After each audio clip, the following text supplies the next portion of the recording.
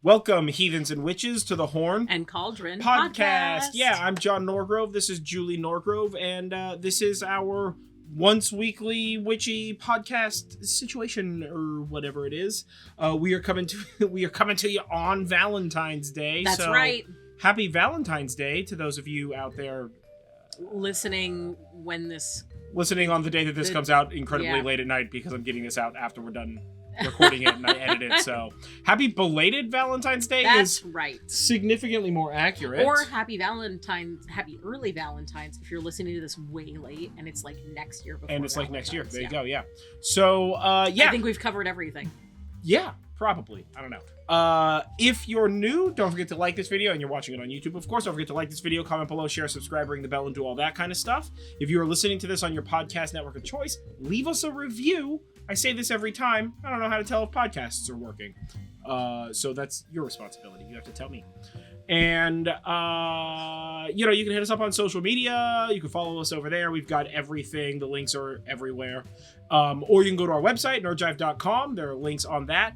As well as we have a Patreon. So if you would like the Book of Shadows pages for this or any previous podcasts, join our Patreon. We have a Horn and Cauldron Coven tier.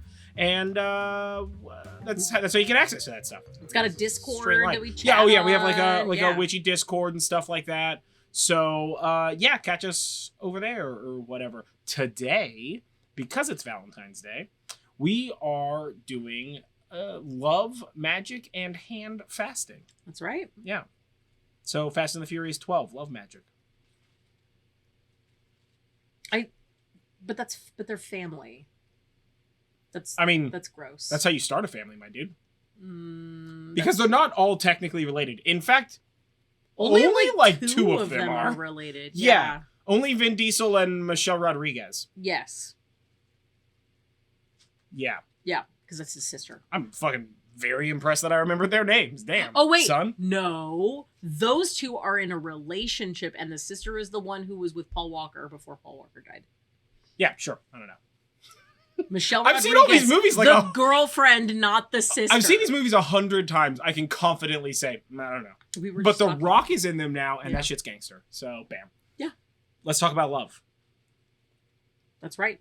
But first, thank you to Miranda, one of our patrons, for asking us to do an episode on Handfasting. So here you go. Sorry, it's a little late, but better late than never, right? Right.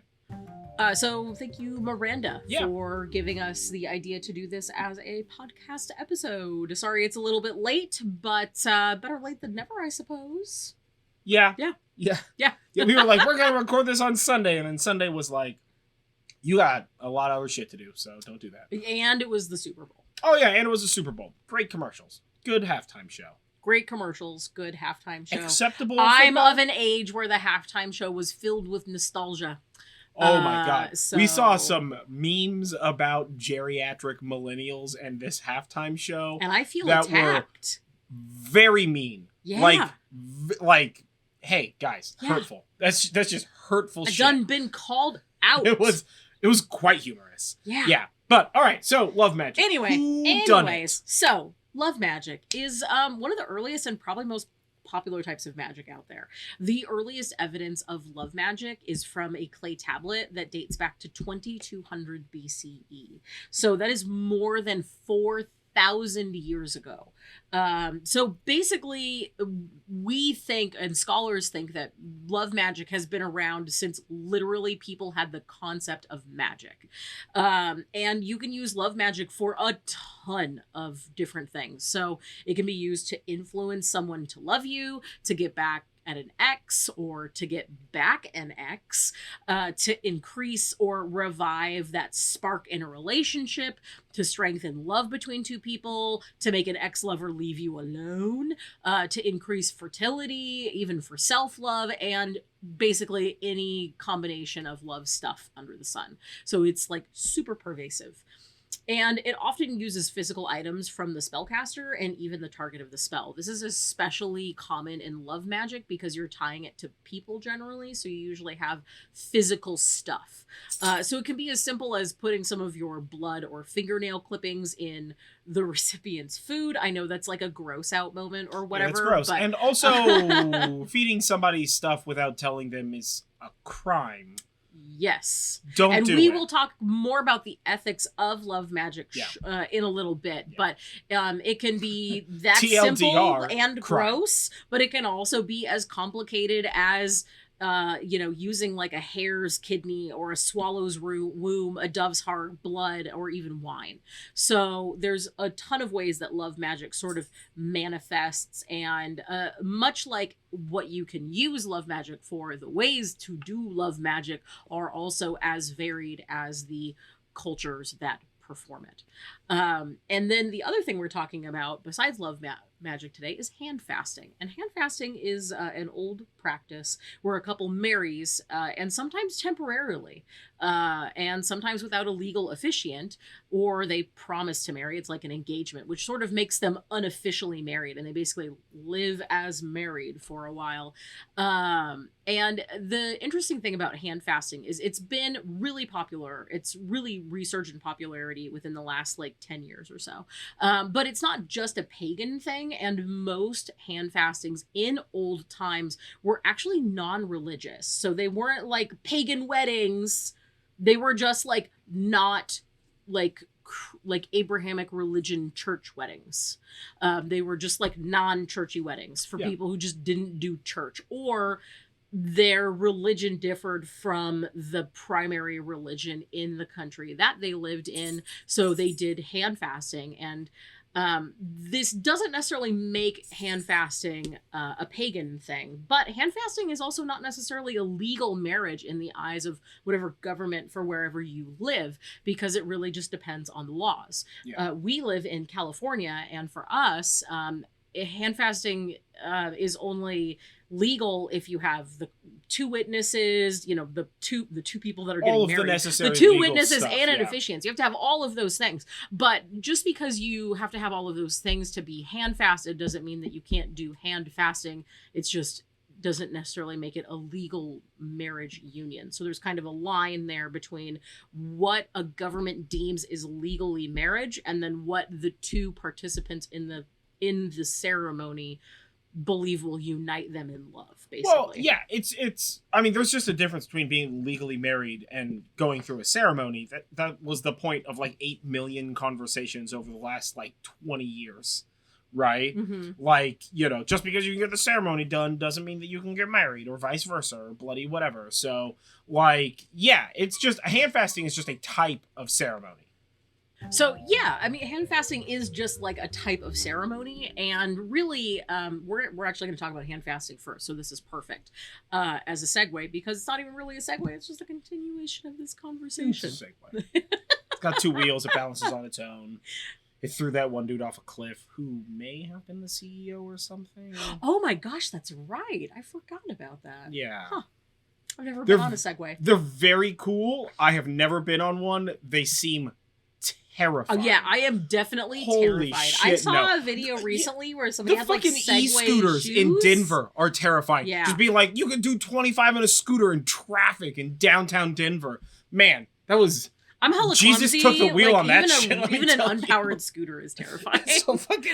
Yeah, I am like a hobbit. I want my feet on the ground. Zipping, dude, with those scooters. We went like all across town with those because it was like faster than waiting for an Uber. Yeah, but yeah, none of that. No. You can do like off-road Segway tours. I'm just like, no, I want my feet on the earth, man. Fuck that. Off-road Segway. That's how you break a nose or something. Or those balance board people, the ones who ride the one wheels. Like Bloody what's his name? That's when he broke his arm on Node. Yeah. Was on one of those one wheels. Those things are terrifying, man. I'm not into it. I'm okay without it. I'm good. I'll use my feet, or I'll use a car to get around. So anyway, hand fasting is actually sort of a play on words, the way that term sort of came about. And really it's the shaking or binding of hands, which signifies an agreement. Yeah. So, I mean, it's that simple. And hand fasting was widely practiced in Germanic Europe and in the UK up until about the 1700s. And then it fell out of practice again until the revival of Wicca and witchcraft in the late 1900s. It's very weird calling the last century the 1900s. It feels so like old timey to me. But then I'm like, it's been like 22 years since you were even in that century. But I was born in that century, so I'm just like, wow, that's weird. No. Yeah. The 1900s were the 19th century. No, is the I'm saying 1800s. the 1900s. Oh, okay. Not the 19th okay. century. I was just like, no, you weren't. No, none of this is correct. No, the 20th century. Yeah, but the 1900s. Yeah. Also, I just need to put this out there because this is one of those things that I think about. I don't know, probably like once a day, just to like stoke the fires of rage deep down inside of me. It's fucking stupid that we call the 1900s the 20th century and the 2000s the 21st century and the 1700s the 18th century. But there's like I a understand reason for why. that. It doesn't make it less fucking stupid. Just because there's a reason doesn't mean that it's not also fucking stupid. I mean, there's yeah. a bunch of dumb shit that got good ass fucking reasons behind it. Doesn't mean that the reasons make sense or that they're fair or that it's not stupid. We can delineate that fact. It's just fucking dumb. Since I was a child, I'm just like, this is dumb. Like, I understand. I get it. Fucking moon is a piece of cake. But still, why? Why make it more difficult? You know why? Fuck you, that's why. I change often between saying like this, like the 1700s, 1900s, or like 17th century, 19th century, which I understand are different, 4 different things I just named. But like I change between those, and I usually just use whichever one like happens first in my mind. So if it happens first in my mind that it's like the 4-digit year basically, then I'm just like, boom, there's that. Yeah. It's just one of those weird, observable, stupid things that we all participate in as speakers of a nightmare language. So, deal with that, I guess. Speaking of nightmares, in 1753, there was something that was called the English Marriage Act, and it required that an officiant had to be a priest or a magistrate, in addition to other requirements to have a marriage be valid. And they did this so that you would get rid of secret marriages, because basically the government and the church were like, hey, a bunch of people are getting married without paying us money. Secret married. Yeah, they're getting secret married without paying us money, and that's a problem. And there were it also made it so that, you know, if you're only supposed to be married to one person, it's a lot harder to marry multiple people when marriages aren't secret. And you actually had to disclose a wedding 30 days prior to the wedding happening, like in your local newspaper and more. So I think that's where sort of that save the date idea comes from. I wonder if that aligns with or unaligns with whatever the nightmare practice of prima nocta is. I would imagine it doesn't align with it, and it's just the government trying to get all up in your life, because you know how governments love being all up inside of your life. But it's just so dumb, dude. It's so dumb. Oh my god! I didn't look all the rules around marriage. I didn't silly. look into prima nocta, but from what I remember, I think that's about way it, earlier. like it's way, or it It's doesn't mean it way didn't happen earlier. then, but Yeah. I think it originated way earlier. And some people call hand fasting a Scottish marriage. So I've definitely never when heard this that term. English Marriage Act happened, there was a ton of marriages in Scotland that were done via hand fasting, because these people would just do a simple, they couldn't afford getting married in a church, and many of them did not follow the same religion as the Brits did. Yeah, the So Church they of had to like England, do whatever. something else. So there was a whole lot of different things about that politically that I was like super surprised to learn about.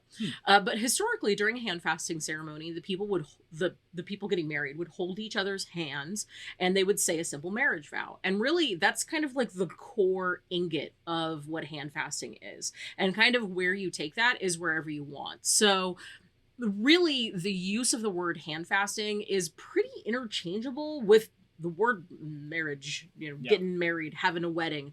So there's really not a big difference when you look at the basic components. But hand fasting typically in the older times seems to have been a lot more of a simple affair, usually done by common folk as opposed to like rich people. Like we talked about, in our Mabone episode about why Oktoberfest is called Oktoberfest. Not everybody has enough money to get married and then throw a 2-week long party and then do it again the next year because everybody had so much fun. Yeah. So when people would get handfasted, they would typically exchange a ring. It was also common to take a gold coin and break it in half, and each person would carry that. You could also exchange gloves, so each one of you had a hand of a glove. Even a red ribbon tied in a knot. Not even a circular knot, just a red ribbon that had a knot in it. You just keep it in your pocket. And even a silver toothpick. So rings were certainly not necessarily a custom, especially because that kind of stuff was expensive then. And the handfastings typically would take place at the bride's home, as opposed to like in the church, like we were talking about. But also evidence shows that plenty of handfastings took place in taverns and orchards, and even a couple of them on horseback. So again, while I'm talking about this, you can really think about like modern marriage. Yeah. Right? That's just some Bonnie and Clyde They shit. were like literally riding off into the sunset getting married. They're just like, run from the law. We're married, right? Yes. Fasted. The police officer's like, nah, I heard it. Damn. It's official and everything. Whatever. Yeah, they're just like, no. But like, it really makes sense when you think about it, because especially nowadays with so much income inequality happening in the world, it's really common for people to do a wedding in a way that they want to do it. Which may include interesting locales like an orchard or on horseback. Or also they can't afford to do any of that stuff, so they're doing it nice and simple and just having a few people there, like at someone's home or at your favorite tavern. I would make the argument that differential weddings aren't necessarily a function of income inequality, although I would argue that the marketing behind weddings is certainly like steadfast staple of income inequality. Absolutely. I mean, like the idea of this like big blowout, invite 500 people, like we're all what is it called, destination wedding, and like shows like Bridezilla and shit like that have sort of like ratified the like extreme weddings are like all the way up here sort of a thing. I think that that's like a byproduct of like the marketing around wedding, because like you want to do a wedding during wedding season, which means that all the venues get to charge more because it's busy time. And if you say the word wedding, it's going to be that much more expensive. You want to have like, you want to have like a planner, and you got to, you can't get you can't just get blue flowers. You got to get 3 different kinds of shades of blue and like all this kind of stuff. And what are you going to feed the people? And you got to have gifts. And you need to have these pre-parties. For the most part, people make way too much of a fuss about an event that's just one thing, right? Yeah. So I have always been of the opinion that like the way that weddings are modernly interpreted is fucking stupid. And it's more like it's more about the marketing and the sale. It's just like wedding rings, like what do you call them, engagement rings, like diamond rings and stuff like that. It's all very it's all very marketing heavy. It's all very like corporate marketing nonsense. They're just like, it's not real love unless you have a 400 carat diamond kind of. You're just like, what? Get the fuck out of here with that. Well, and all that is really just marketing. And it's just marketing. Any listeners don't know about that, I highly recommend that you look into the history of De Beers, the diamond company, because really they're just artificially increasing the price on what is diamonds honestly are like a very common stone as they seem to be in the market because of like De Beers and people like that. And as an American, if you're an American, historically, I don't remember where I heard this 1,000 years ago, but historically speaking, we would give like colored stone engagement rings for a very long time, until the De Beers organization was just like, hey, we're not selling enough diamonds. What if diamonds and love both last forever, so we make a commercial about that shit. Bam, it works. I think there's an Adam Ruins Everything episode. There might be. I know it's or somewhere. Something. There's we something. have a lot of people that we watch content from, so it's hard for me to pin down who that would be. Yes, I definitely agree that as well, especially having been married twice. Being my second husband. Second time's charm. What's up? What's up? It's just a day to me. And when we got married, we definitely had a big party. Wonderful big party. Yeah, and it was but great. it was like chill. We cooked like all of the food. Yeah, well, I we're gonna made talk a little bit more about that cake in a and stuff. So yeah, yeah. but no, and I would argue that if you take what we currently see as the thing that's talked about with regard to weddings, the actual practice of people getting married, I imagine we all know at least one person who during the last 3 years was intending to get married and has either had to still wait to get married. I know several people like that. Yeah. And they're still waiting. Or they, like, a year and a half in, were just like, F this, we're going to a courthouse, getting hitched, and we'll have a party in 3 years when everything calms the F down. Or who has had to go through a ton of different ways to make sure that the attendants to their wedding are safe because of this panini that we happen to be living inside of. So, you know, I would argue that if you look at it that way, then, you know, I bet that historically speaking, the, like, big, you know, fancy boy wedding thing was significantly less, less of a proportion of the manner in which people got married.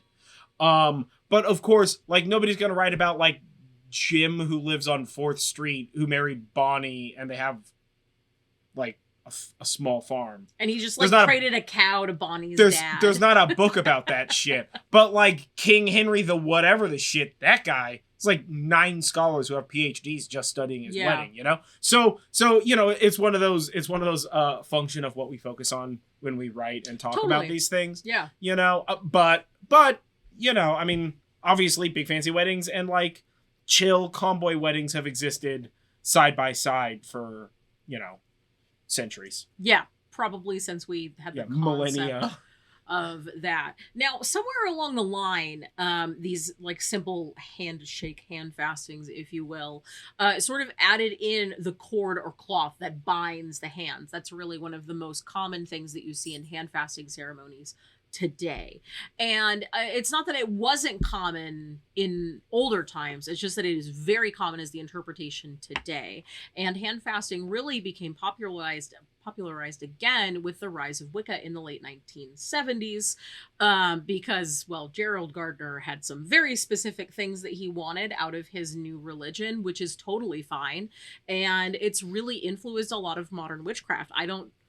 I think that he would probably be pretty pleased with how much he influenced the world, but then I digress. Yeah. So the cord or the cloth, it's usually chosen by those who are getting hand fasted, and they usually have it made or colored or whatever it is in such a way so that it has personal significance, whether that be through colors or tartans or materials used to sort of decorate the hand fasting ribbon or cloth or cord or whatever the thing is.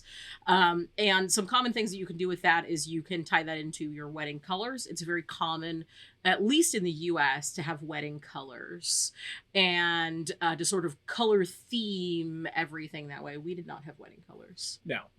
Well, wedding colors is just, in my opinion, that's just sort of like, it's a practice of the business of organizing one's wedding, right? If you say like, hey, what kind of wedding you want? And you're like, a princess wedding. And they're like, okay, like Belle? And they're like, no, I don't like yellow. And you're like The Little Mermaid? And she's like, I'm not really into like red hair or like green or whatever. And you're like, okay. But if you're just like, what colors? And they're like, blue, green, red. Okay, cool.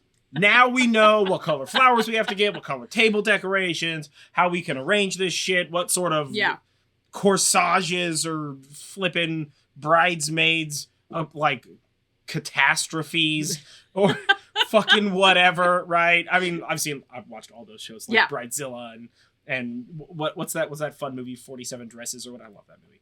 I think it's 27 Dresses. 27, 47, 107, whatever. It was a fun movie. But like, yeah, I think that a lot of that stuff is a byproduct of the simplification of like creativity with regard to planning a wedding. And I'm not saying that wedding planners don't like kick ass, because they all do. And they work like super hard to like bring whatever vague, partially descriptive dream that particular person has to their wedding, you know, like monster wedding planners notwithstanding. But like still, when you're, what flower do you want? I don't like roses. I like daisies. Boom. Well, I just saved myself like 40 hours of work by now knowing all shit's got to be daisies. You know what I mean? So like it makes it easy. It makes it easy. It's the same thing like when you're doing marketing at a business, right? It's like, hey, you want social media posts? What colors do you want? You got these 4 colors? Cool. You got this specific font? Dope. You got this prime product focus line? Dope. Now I can pump out like 1,000 of these things. It's not an issue. Yeah. You know what I mean? So like defining characteristics allow you to organize the process. Yeah, totally. So choosing your own wedding colors can be done for that. Absolutely.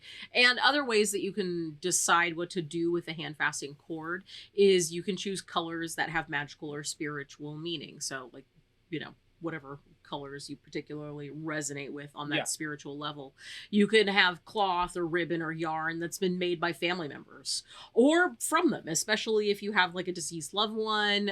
It is popular to use strips of old clothing of theirs in a hand-fasting cord. It can also include little charms or stones or shells, and the cloth can be embroidered or not. You can tie it around your hands any way you want. There was like legitimately 12 different methods of tying the hand-fasting knot on the hands that I saw, and I was just like, wow, that's a lot of knot work. Yeah.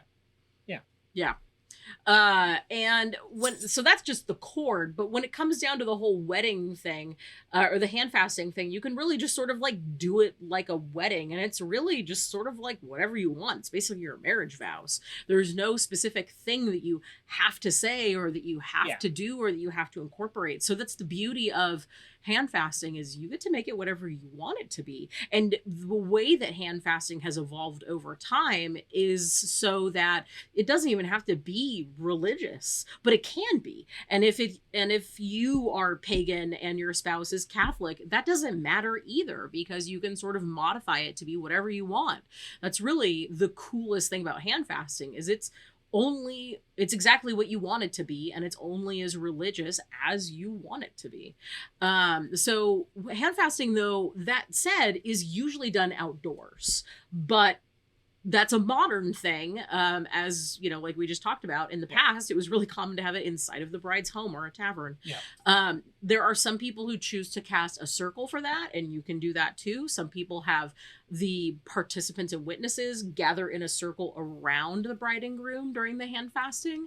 And you can also have an item that signifies each element, and as well as a representation for the goddess and god, if you like. So do you want it to be like a crazy dope ritual? Go for it.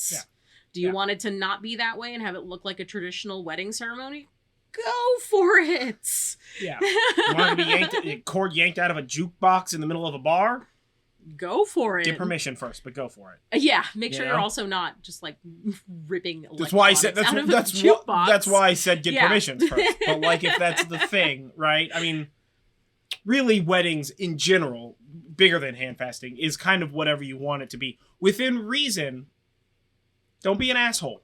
Definitely within reason. Yeah, I feel like if we should have learned anything from the early 2000s Bridezilla, whatever, like TV craze phenomenon. No, it's like a TV curse. Is don't be an ass. We shouldn't have had to learn that lesson, but well, here we are. Having to say it out loud yet again. Don't be an ass. Just wait, guys. I'm sure that we'll be talking about fire safety. Yeah, right. Have your drinks at the ready. So, like we mentioned before, and have mentioned in many of our previous episodes, we had our own sort of hand fasting wedding. But we didn't really do, we didn't tie the cord. So what happened is John researched. You just got really fast hands, karate style. No, but your dad. It's fine. I don't even take karate. Your dad would have done that. I studied kung fu. So John researched Old Norse ceremonies and tried to find as much information about what a traditional heathen Norse ceremony would have looked like. Yeah. And with that, he wrote our entire ceremony. Yeah. Of course, I had input on it. Yeah, she wasn't allowed. Only me. Most important person. Pow. Groomzilla. I had to think of what the male side of a fucking wedding was. I was just like, dude bride? Brood? What is this? Yeah, groom. The word is groom, Jonathan. Yes, the word is groom. Groom. Whatever. Zilla. Yeah. So in so in our wedding, not only did John write the whole ceremony as close as he could from Old Norse ceremonies to reconstruct it, but we also honored several gods. So we honored Odin and Frigg and Thor, Freya, Var. We also honored the 4 elements, spirits linked to us, like spirit guides and our ancestors, and we did that whole thing. And I actually skimmed through the ceremony that you wrote while I was doing the notes for this. I still have it, Oh, it's probably somewhere. I keep everything, but I have like 90 hard drives, so everything's just sort of like organized and I was looking through it because I was like, what did we do? Because that was only like 5 years ago, but I don't remember. So in it, we had an exchanging of a sword. We also had an oath ring, but didn't we burn that afterwards? Was that the thing? Okay, I was reading that and I was like, oath ring? What did we use as a ring? I don't even remember. We used a wreath. A wreath of Franklin. A grapevine wreath. Yeah. And then we had little scraps of paper and people wrote stuff. Yeah, people wrote like we wrote wishes. like our marriage vows. Yeah. And put it on there. Yeah, people wrote like blessings, like, you know, you like wish somebody a happy marriage or whatever that's called. Yeah. So people wrote like those on there and tied it on there, and then like right after we got married, we went camping, and so we like burned that shit with everybody who went camping. But it was like we got like not shitty paper, and we had like, you know, so it was like good quality paper, and it was like it was like the kind of vine ring that like is designed to not like emit toxins. It wasn't like dyed. Yeah. It wasn't like, it didn't have like a metal like catch on it or anything like that. So because we did this with the intent of burning it, that was part of the like known ritual going in. So we made sure that it was like set up to like, you know, be done good.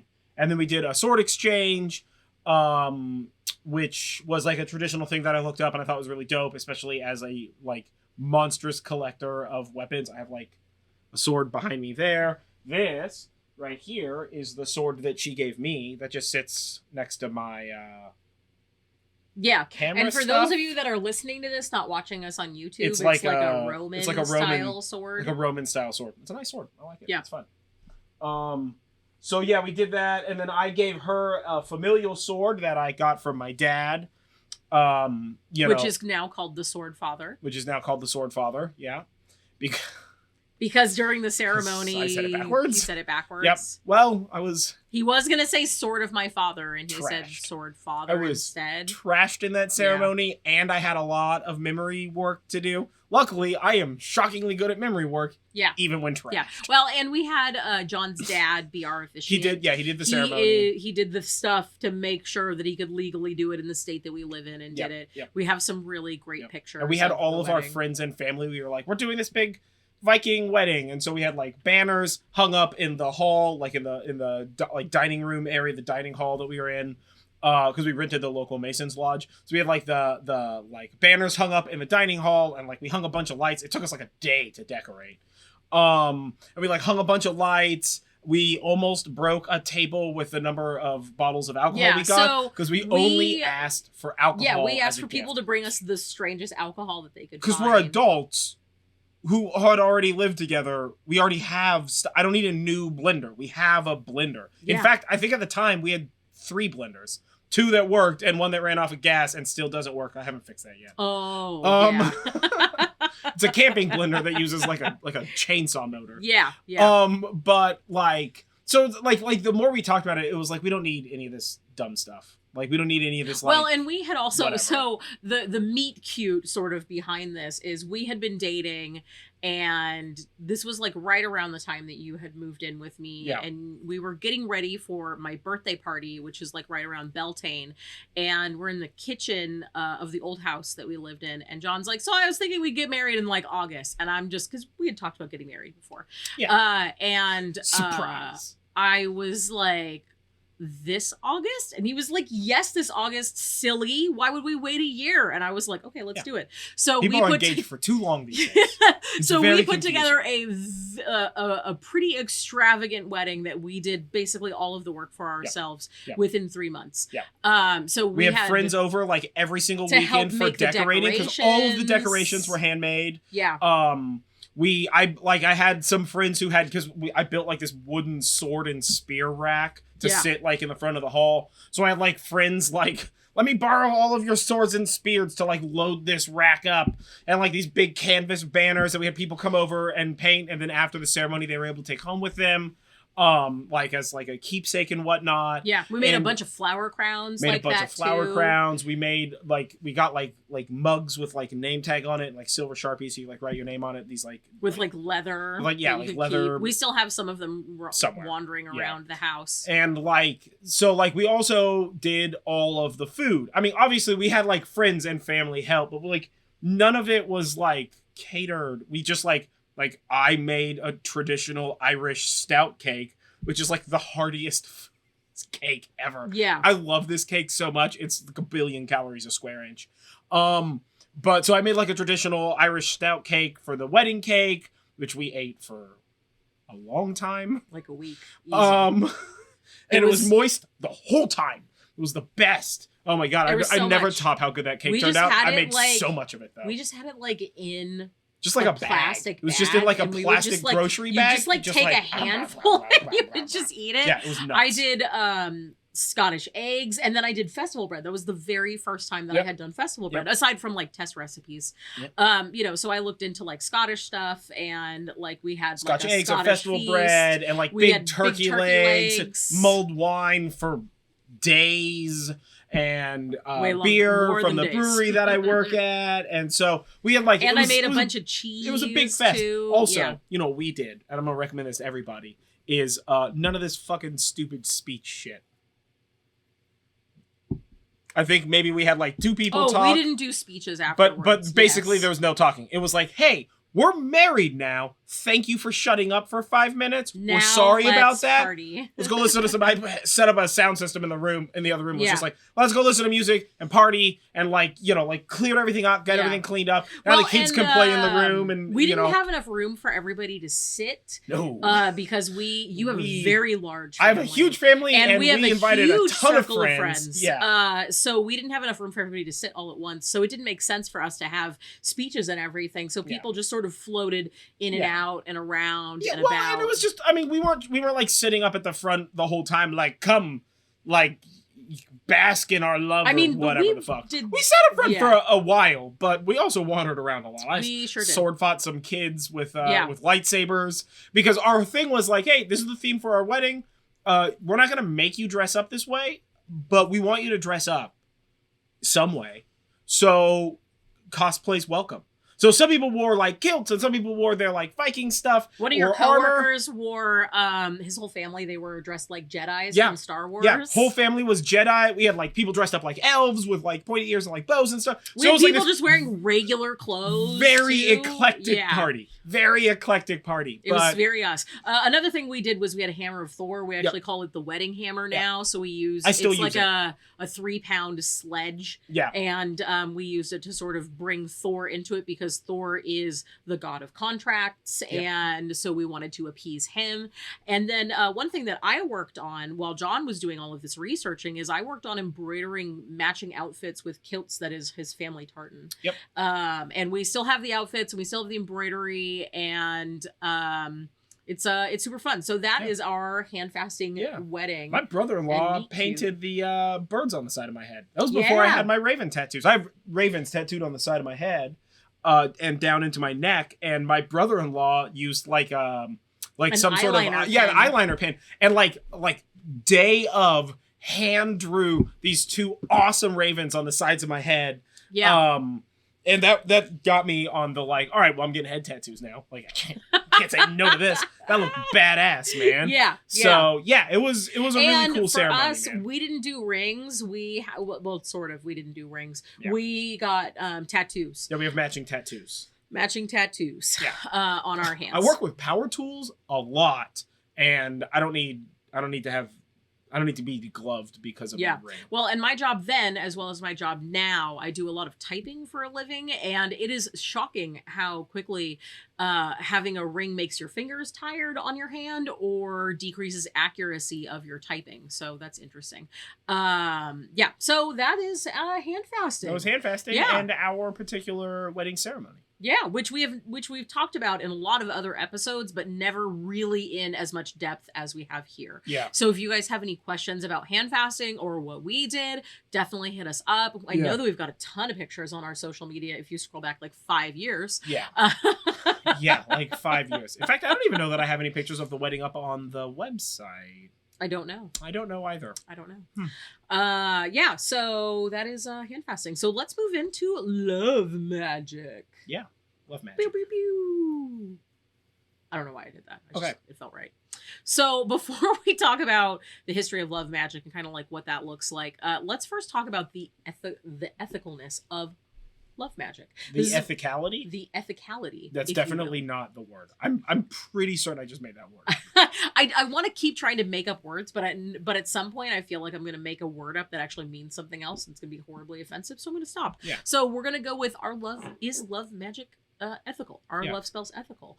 And there's been a lot of talk about this in the last couple of years about the ethicalness and the morality of love magic. So really sort of some keys here is if you're performing a spell to influence someone who isn't aware of that spell, are you messing with their free will or are you causing them harm by making a spell that has intentions for them? And each person will have their own feelings about this, which will influence their position on love spells. And some people believe that the only safe love spells are self-love spells because influencing others in any way is wrong. Mm-hmm. Some also liken it to a spell used to get a job. So if you use a spell to get a job, that means that somebody else doesn't get that job, and that could harm that other person because now they may have difficulty surviving and thriving because of that. Mm-hmm. So there's a lot. That's an interesting way to look at that. I feel like the conclusion of that statement is, regardless of whether you did a spell, if you got a job, are you taking a job out of somebody else's hands by you having that job? Like, should that job go to somebody who needs it more? That's a fairly complicated moral quandary. My personal ethical opinion on love spells is very like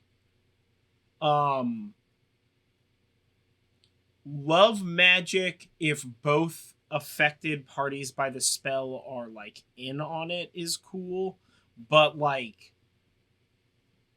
the like cartoon Cupid's arrow like I'm gonna do a spell and force somebody to love me is fucking incredibly unethical and amoral. Mm-hmm. Right? Because you're forcing somebody to do a thing that they would not traditionally do. But I guess everybody can have their own opinion about stuff. That makes sense. Yeah, everybody definitely has their own opinion. Much like hexing, everybody has their very own personal reason for why they think they are or are not ethical. I have done both spells. I've done both types of love spells where the person that I am doing them with is aware of the spell and is helping to strengthen those intentions. John and I do that fairly frequently, actually. And I've also done it to try and increase somebody else's affections towards me in a way where they didn't know. And oh boy, that did not end up well in that relationship. That definitely failed, obviously, because that person is in here sitting next to me doing this podcast. Or am I? No, I'm not. No, it was definitely it was before we even met. I don't know. So, really, for me, the key for are they ethical or not is to having realistic intentions and expectations, as well as boundaries. So, if you have someone who you're basically being friend zoned by and trying to do love magic on them, like that's not cool because you're really trying to influence something that isn't there. I think overall for me personally in the ethical debate on love magic is are there already feelings there and you are working to enhance them, or are you looking to manufacture something that is not there? Yeah, for me, that's kind of the line. It's like, am I doing a thing on me to make myself more attractive to this person?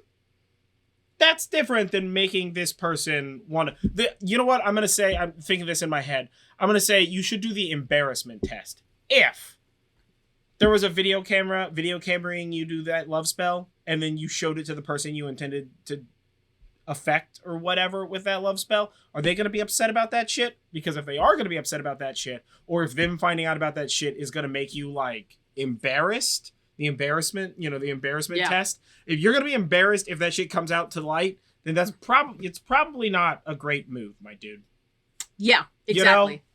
Like that's for me, that's where like there's a function of hexing and a function of love magic where it's like, well, you're both in it together. So if either party learns about it because they're already part of it, then that's fine. If you're hexing somebody who's like a jackass to you and they find out about it and they're like, I heard that you hexed me, you can be like, well, you're a jackass. I'm not embarrassed by that knowledge. That's fine.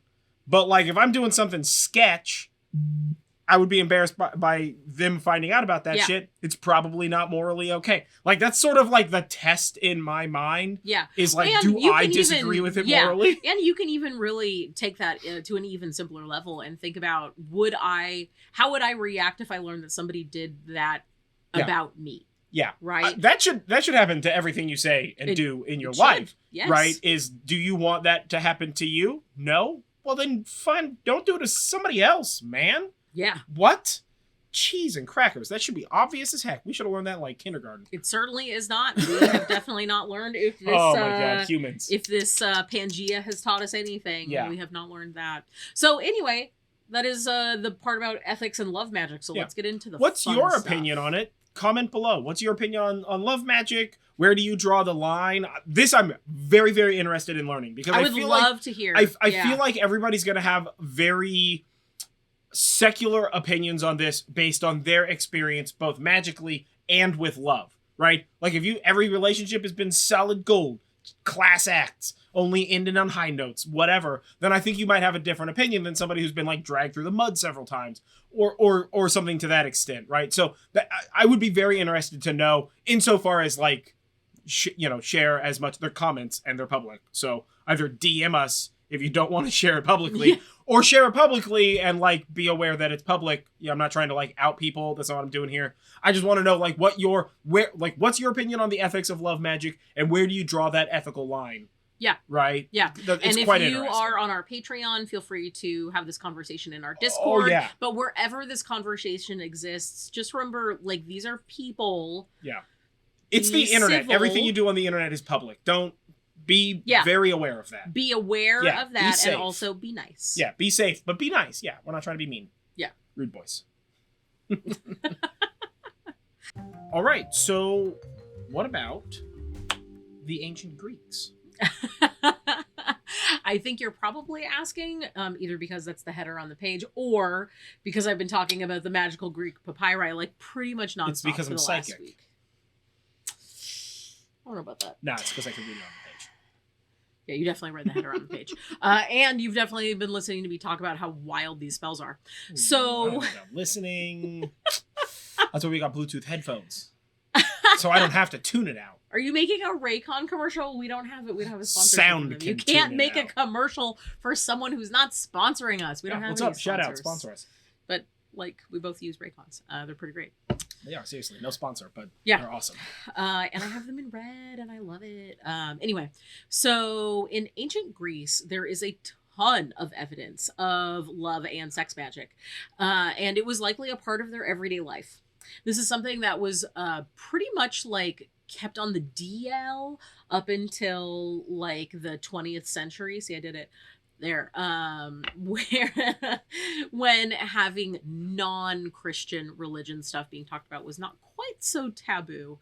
And especially the magical side of things as modern magic and particularly ceremonial magic took off.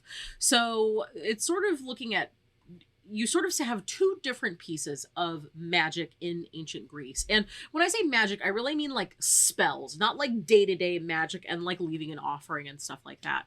So you had philia, type magic, which was typically used by women, and it was mostly to keep a man around and happy.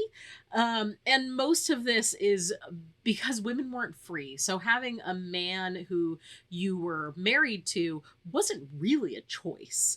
And because it wasn't really a choice, you wanted to keep them as happy as possible, either A, because you loved them, or B, because you wanted to make your home life easier. Sure. And then there was also Eros magic, which was primarily used by men and prostitutes who actually were closer to being free, and they lived closer to the way that men did. And this type of magic was used to increase lust as well as to fulfill their sexual needs. And we do see examples of Eros magic with women, either towards other women in same-sex type of I want to say relationships, but we actually don't really know how well accepted those were in ancient times. So we don't know if that was prevalent, whether it was okay, whether it was considered an oddity. We don't really know, but there are examples of either one. So in particular, most of the magic that we know about the ancient Greeks come from the Greek magical papyri, and there are literally hundreds of spells on these papyri. So this is like, there's just like papyri that a bunch of random people wrote spells down on that have been uncovered basically through time. So they don't have one author, and they're not about one thing, and it's certainly not written like a grimoire or a book. It's just like people finding post-its, ancient post-its, and collecting them. And there are about 80 love spells in this list of like a couple hundred papyri. So that's a pretty big portion of these spells are tied to love. And some of them are very simple, and some of them are incredibly complex.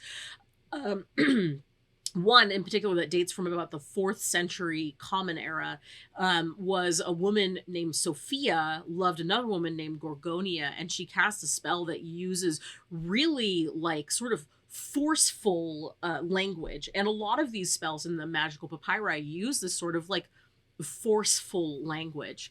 And I'll give you like a little bit of an excerpt from that in just a second, but you have to keep in mind that when you read these as a modern day person, it hits different basically than it would have back then. But also the Greeks were, and it's a translation. It's a translation. You know how translations work. Sometimes good. Sometimes we've all used Google Translate, and literally a lie.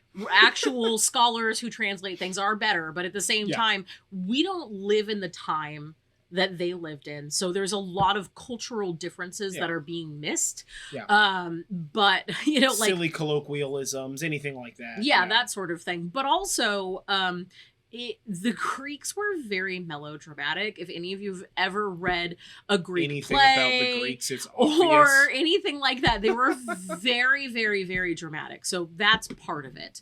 And another part of it is that in ancient times, and in particular in ancient Greece and ancient Rome, they felt like the more forceful the words, the more intense the words would be, the better the result of your spell. Because you're basically harnessing your intent through your words. Yeah.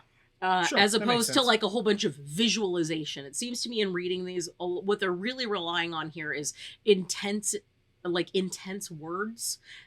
Rather than visualization. Everything with magic nowadays, we talk about visualization, and we do this too. I do this too. But none of that exists in the magical papyri.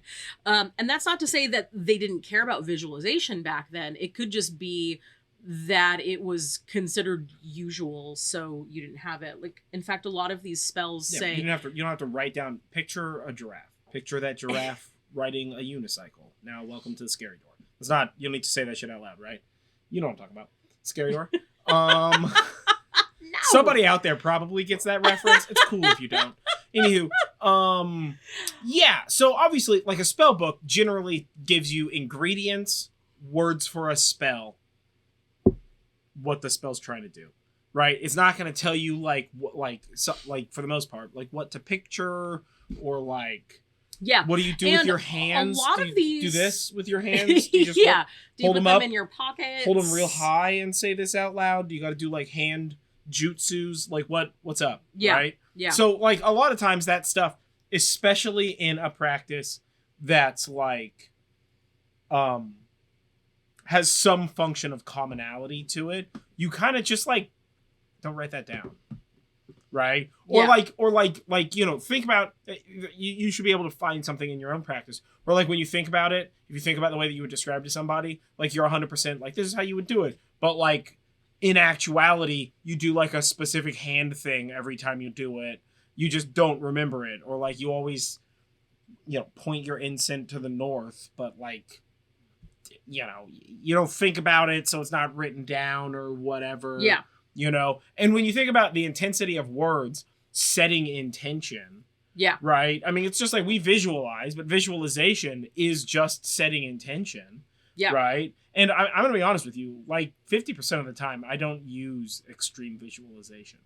Most of the time, I do not as well. You know, that's just, that's like, it's just not a thing. I'm not like screaming the spell, but I mean, technically, if intent equals power, then loud spell crafting is probably more powerful than soft spoken spell crafting. I don't know. I've always found that I have better results like with spells like where I'm sort of like whispering them intently like, to myself. You're like, wah, just like screaming into the woods. Probably more powerful. I don't know, maybe not. Or you're just annoying your neighbors. It's really kind of to each person. So I guess that gives you a small snapshot into us as people. But in loud, just in case you didn't catch that. In the Greek magical papyri, there's a lot of spells that end with and then do the usual stuff. That sounds right. Yeah. Or they start with saying do the usual thing and then this is the spell that you're using for this. So it's kind of like when we say like cast a circle, but you know, we don't know what their usual stuff is because everybody's saying do cast the usual a circle thing. Is like that is such a perfect example of what I was talking about. Cast a circle is the most non-descriptive way to say do the usual stuff while still technically feeling like you described an action that you did not at all, right? Because like how I would cast a circle or more importantly, like cleanse and prepare a space to do magic is nowhere. It's not even like remotely the same as the way that you do it. No, and actually like, the way that I do it is considerably different from when it's just me doing magic or you and I doing magic or us doing a ritual with other people. Yeah, totally. And it's also changed a lot the for usual me throughout stuff. the years. So not helpful, not descriptive. You know, cast a circle. Not helpful, not descriptive. Tell me what I'm supposed to be doing. Yeah. Right? Exactly. So back to the magical terms. So in about the 4th century CE, this woman named Sophia loved a woman named Gorgonia, and she casts a spell. And part of that spell says, it's funny, I have a typo here. It says bun, but it should say burn. Oh, I just assumed it was like a cute nickname. Nope. It actually, I think it makes it more like kitchen magic the way that I have it misspelled, because I have this first word as burn. So burn, set on fire, inflame her soul, heart, liver, spirit with love from Sophia. And there's another one that is about a woman, a man casting a spell about a woman, and he's saying, let her not think of anyone else. If she thinks of them, let all thoughts of anyone else leave her mind. She can only think of me. All of her waking moments are about me. All of her thoughts are about me until it consumes her soul. Yeah. And that seems like, from a modern perspective, you're like, hey, yo, stalker, what are you doing? Yeah, it sounds super crazy. But also, have you literally read anything ever that's Greek? Because they're that intense about fucking everything. Yes. Like ancient Greek literature is always very intense. You're like, oh shit, okay, man. Yeah, and I'm very into reading these Greek magical papyri right now, and I've known about them for a while, but only just sort of fell into them for this research for this episode. So if you guys want to hear more of these, let us know in the comments or on our social or by emailing us on our website, which is just jive.com. I already did one TikTok about it, and I'll probably do some more. Yeah. And I also found there's a couple of love spells that are attributed to Aphrodite, and one of them is an Aphrodite's name love spell. So this one was kind of interesting because this one really sort of shows a brief snapshot of what a lot of these spells were like. And honestly, a lot of these spells feel very similar to spells that we would use or write in modern day times. So the spell, the TLDR of this spell is be pure for 3 days. I don't know what they specifically mean by being pure, but it comes up in a whole bunch of spells. So be pure for 3 days, then make an offering of frankincense and call Aphrodite's secret name. And it gives the name, but I don't know how to pronounce that. So approach the woman that you are in love with, and then say the name 7 times in your soul as you gaze at the woman you're in love with. And in this way, it will succeed, but do it for 7 days. All right, so in my mind, this dude is like unnecessarily ritual bathing multiple times a day for 3 solid days. And then like you're doing the offerings and whatnot. And then just walking up to a lady and just like... just intensely staring at her. Because, you know, he's saying it in his soul, not like out loud. So that's fucking weird. And he's just staring at her. And then he leaves. And she's like, oh. What the fuck was that about? And then like the next day he just shows up right back at it. And she's like, who are you? What is happening right now? And then he just gets done staring and runs away for 7 days. At the end of 7 days, she's going to be like, yeah, let's go on a date. Shit, I don't know what's happening here, but it's very intense. Whatever this is. Or it's very creepy. Yeah. Or it's very creepy. Or it's very creepy. Yeah, whatever. It either sounds crazy. Yeah. So that is the magical papyri stuff. Also, I didn't know Aphrodite had a secret name. A lot of these spells were written after Christianity became like a big thing. Before the like quote Christianization of Europe, there's your drinking game for Christianization of Europe. I wasn't sure it was going to happen in this episode. Yeah. But it did. So here we are. But like a lot of these spells were written after, you know, in that time frame when Christianity was really becoming big. So a lot of these names were written, a lot of these like secret names and sort of like foreign chants, I guess you could say, are written in Hebrew. Because that would have been like exotic and like magical and mysterious. Yeah, sure. In a similar way to when you watch witchcraft movies today, they often speak in Latin. It's not like spirits got to like ancient Rome and they were like, whoa, this language is dope, dude. This is the only one we're gonna answer to for the rest of time. That's just like me paraphrasing a meme about the devil. But you know, so that's pretty much what it is. But I don't know that it's a secret name for Aphrodite. It's just what that person thought was magical and held import for them. So if you think Aphrodite's secret name is like super hot shell lady, I mean, sure. Yeah, whatever you gotta do. It's just gonna take longer for you to say that 7 times while staring intently 3 feet away from somebody's face. Yeah. Or because I imagine it's that intense, right? I like in my mind, it's like absurd video game intensity all the time in ancient Greece. It probably was. So moving forward in history to medieval times, and as the Christianization of Europe moved on, having sex without being in a church-recognized marriage was a huge no-no. Yeah. So the emphasis shifted to marriage, not burn this woman's soul with lust for me, but like, who dat can I marry them, basically. And also trying so much to sex influence that the Christians someone. were like, we gotta shut this down. This is unmanageable. Yeah. So most of the love magic in medieval times had to do with getting a woman to love you. And I say very specifically a woman to love you because a lot of these spells were sort of written down and passed around in ways that, like we talked about, old grimoires. Dudes in medieval times were dicks. Well, most dudes in medieval times. Well, I don't want to say most dudes in medieval times. In medieval times, it was more likely for a man to know how to read than a woman.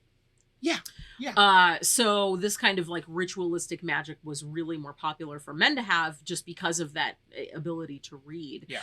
Whereas it was believed that women did certain types of magic. However, that aside, that most men were doing magic, and we talk about in the Book of Shadows Grimoires episode that you know, like most people in the church back in medieval times and earlier in the Dark Ages were the ones who were writing and distributing magical grimoires.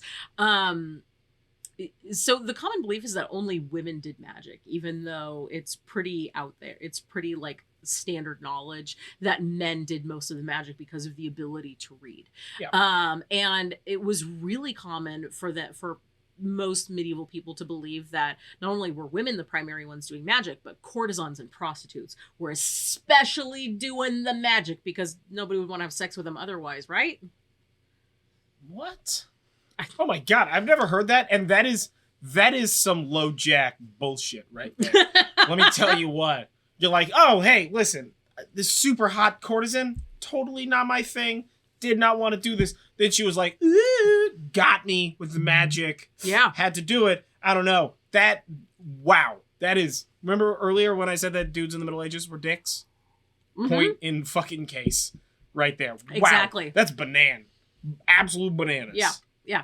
Now, that being said, in the Middle Ages, the type of magic that women did that was like commonly done is sort of what we would consider like kitchen-ish magic now. It has to do with herbs and it has to do with remedies and that sort of thing. And being an herbalist in the Middle Ages was an acceptable pastime and profession for anyone, not just women. But it was very common for women to do that because they're the ones that are at home all day and they're just like picking flowers or whatever, I guess. I don't know. They were definitely not just picking flowers or whatever, but that's No.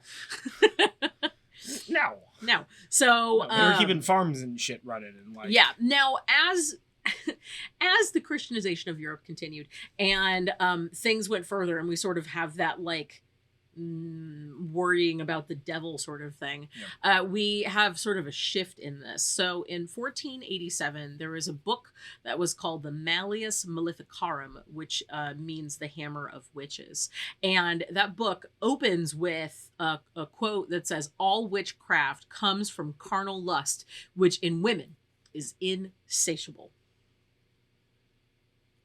Huh. Which I think is especially hilarious because nowadays when you hear about any married couple in a sitcom, they're like, this wife, she doesn't have sex anymore. And well, yeah, it's not even that. It's like, even if you think about like early, like late 19th, early 20th century, like normalized whatever, like in the what is this, mid 1400s? Late 1400s. They're like, the ladies, they're too lustful. You got to shut them down. It's too much. And like, jump cut 400 years later. And they're like, ladies, they got nothing. No desire for none of this stuff. It's all dudes. We're the ones that want this and have this and do all this. And the ladies, they got nothing. Sometimes they get crazy. You got to go to a doctor. I visit that doctor a lot, I notice. Right? So it's weird that we, like, as a culture entirely flip that. I mean, but whatever. We do a lot of stupid shit. So. Yes, we do. Now, that doesn't mean that there wasn't witchcraft and that there wasn't magic stuff. But a lot of this love magic stuff was, people were just like okay with it. And in particular, when you were looking at like magic that would influence a marriage or divination associated with that, or with agricultural practices, those two sort of go hand in hand with the way that they were culturally accepted in medieval times, it was like pretty okay. Like you weren't a witch if you were like, trying to figure out what the weather was going to be like and using magic methods. Yeah. Well, and like herbalism was like a practice of like medicine and needed so that way your like lower tier populace doesn't die because they can't like afford doctors. Yeah, and we didn't understand medicine like at all then. So medicine then was a lot like, it's like that Thor thing. Like it's such advanced technology that it seemed to be magic. Yeah. So there's that. And a lot of it, I mean, and I would say especially with love magic, right? A lot of it became like charms. Yeah. Right? Oh, this is like a charm, or like the the knight with his sweetie's scarf tied around his whatever the heck before he rides off into battle. I mean, those are magic, but we've just kind of rebranded them so that way the Christians and the church and shit didn't burn you and your wife to death. Yeah. So, or like rocks or what, Yeah. Cages with metal spikes. They were very creative back then. Yes. They had too much free time. Yeah. Jeez. For that stuff. But so like a lot of, and I would argue that a lot of the like magical, like a lot of the kind of pseudo magical, still common love-based things, love charms, and you know, all that kind of stuff. All of that stuff really exists as a side effect of like love magic always existing and needing a place for expression. But like you can't like mix up herbs and like do a spell in the woods with a pot and like dance around or some shit, because then they're gonna be like the devil. But you know, if you like sew a potpourri perfumed sachet and you wear that so you smell good, isn't that just magic with like more steps, man? I mean, in a way, perfume you know what I mean? is that way. Yeah, that's what I'm saying. Yeah. Like so much of what we think of as just like romantic gestures or like common relationship practices or even the rituals within and around like dating, both modernly and like earlier. Really, I think a lot of those you can see have sort of like an almost mystical sort of basis in their logic. Yeah. And again, I think it's just very smart rebranding. Even if the methods by which you're doing it are like very mundane. So in the early aughts, there was a like super popular trend that happened of wearing like pheromone perfume. So I had some of this pheromone perfume. It smelled like green apples. It was fantastic. I didn't even entirely... green apple is not a scent I would choose to wear generally, but because it said like pheromones... a Jolly Rancher green apple or like an actual fucking green apple? No, like a Jolly Rancher green apple. It was fantastic. And... It's a very bold perfume choice, Cotton. Let's see how it plays out. Exactly. So I had this stuff and it was pheromones. And here's the thing. I don't know if it was actually pheromones. This was like 20 years ago. Yeah. So... it was popular and I worked in retail. Yeah, so it's just a cool thing. So I was like, obviously I'm going to try this. I also had perfume that smelled like, fresh baked cookies. And you know what? Let me tell you, when I wore either the fresh baked cookie or the pheromone perfume, I'm going to say pheromone with quotes just because I have no way of proving that it was pheromone branded perfume. Yeah. People were nicer to me. Sure, yeah. And, well, I mean, you smelled like a Jolly Rancher. Who doesn't like fucking green apple Jolly Ranchers? Yeah. Like you wear those shoulder pads, you know, because a few years ago was the 80s. You just stuff some Toll House cookies underneath those shoulder pads. Who's the cookie lady in the mall? Miss Fields? Is that what those cookies are called? I think it's Miss Fields. You know, stuff some like Miss Fields cookies under your shoulder pads. Now you're a power business lady. Yeah. So, whatever. I mean, but here's the thing, and specifically with the pheromone perfume, but like the way that people were nicer to me if this were like, and I wasn't even doing these with like magical intent or anything like that. Sure, I was just wearing it every day because I had to work and I might as well have people be nicer to me because I work with the public and it's awful. Yeah. Like it was almost as if magic was happening. Yeah. So there's sort of a lot of that. Well, and it's real easy to make observation bias in these sort of situations. And I don't know what the like long-term outcome of the whole pheromone perfume thing was, because I remember the whole like humans don't have pheromones, humans definitely have pheromones, pheromone perfumes. They had those, like, I remember watching a TV series like a 60 Minutes, Dateline NBC, like one of those like investigative things where they would have people like jog on a treadmill for 30 minutes and then they would store your shirt and they would do these like dating, like speed dating things where you would just like open a Tupperware and like smell sweaty shirts to like choose who you want to go on a date. I'm fucking not making this up, dude. I remember watching this on TV and being like, what the fuck is this? Go to a bar or a library or the sports place. Like, what is this nonsense? But, you know, like, that was like pheromone, like human pheromones was like all the rage. That's hilarious. So like, is it that putting it on had an effect because it had human pheromones in it?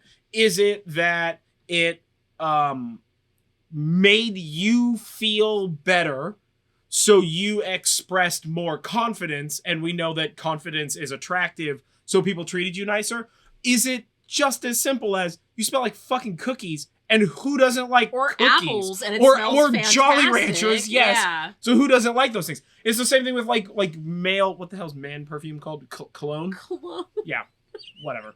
Like cologne, right? It's like, you know, like, oh, this smells like leather or sandalwood or I don't know, pine trees. I don't know what cologne Or old spices. Or old spices. Just old, useless spices. That's not what Old Spice smells like. I fucking love Old Spice. Like. I love their products. No connection to them, by the way. I just always buy that product. It's a brand that I trust. Yeah.